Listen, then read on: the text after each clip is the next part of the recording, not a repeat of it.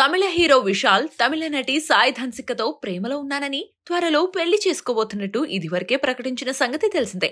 ఇక తాజాగా విశాల్ పుట్టినరోజు నాడు తన ప్రేయసి సాయి ధన్సికతో నిశ్చితార్థం చేసుకున్నాడు.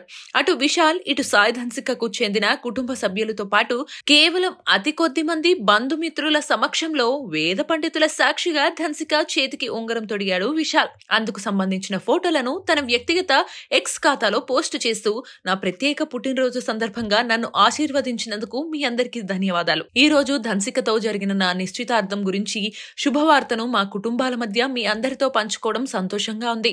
ఎప్పటిలాగే మీ ఆశీర్వాదాలు ప్రేమను మాపై ఉంచాలని కోరుకుంటున్నాను అని పోస్ట్ చేశాడు. దీంతో ఈ ఫోటోలు సోషల్ మీడియాలో వైరల్ అవుతున్నాయి.